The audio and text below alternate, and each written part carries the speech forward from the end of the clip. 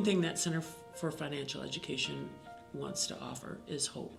There's so many ways that money can really interfere in someone's lives. In their relationships, in their family stability, it can affect their health, and just getting a grip on finances can really improve a lot of those other situations.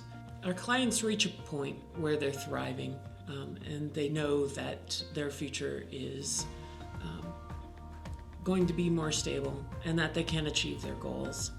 Let's hear from some of them about their journey with Center for Financial Education. I was struggling to pay bills. I had medical bills, and I had other bills I was behind on, and the bills were coming in faster than I could keep up with. So I was glad to come here and figure out a plan. CFE impacted my life was that I didn't even know how to do my checkbook at the very beginning because I felt like that I couldn't do it. So then CFE picked it up and helped me out to learn how to manage my money and to do all that stuff and not spend so much.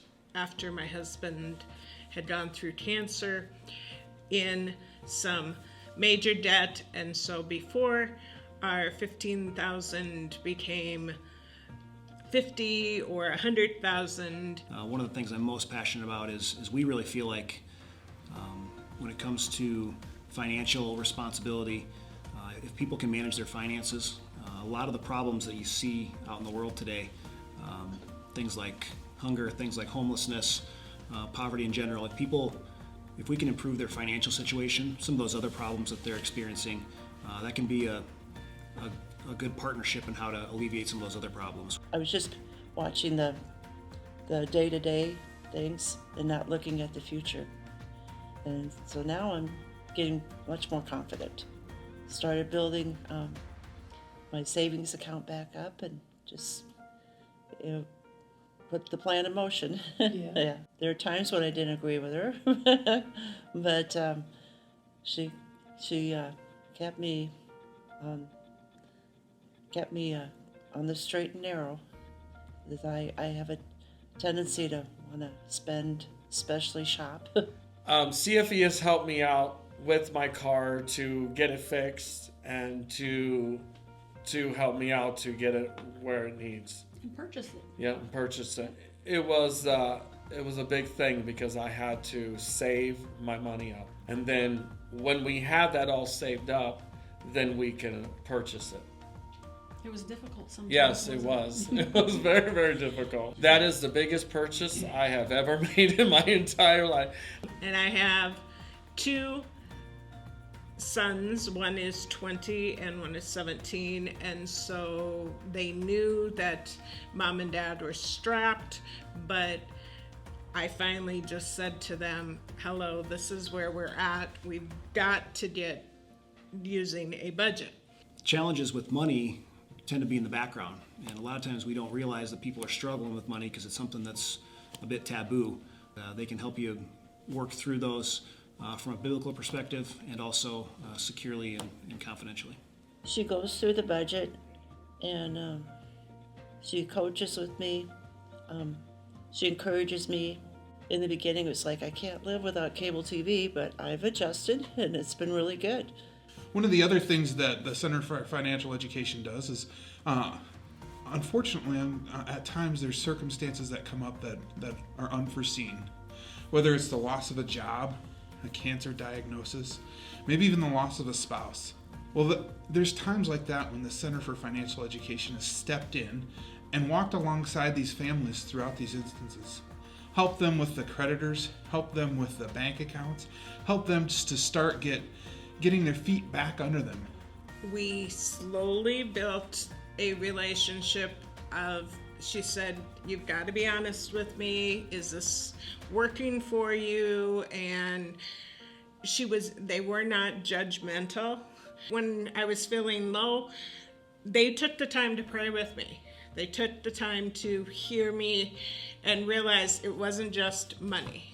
It was, how are you going to make your whole life center and do what God wants you to do here in Northwest Iowa. Center for Financial Education is more than just a budgeting company that helps our clients. They actually walk alongside them on their journey through the trials that they have.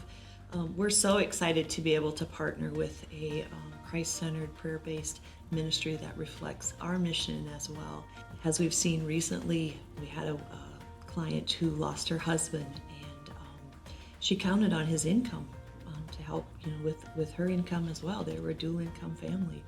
And so just to have them be able to show her and work with her, and especially in the time when she's upset, she's in distress, that it's going to be okay, that there are people that love and care for her.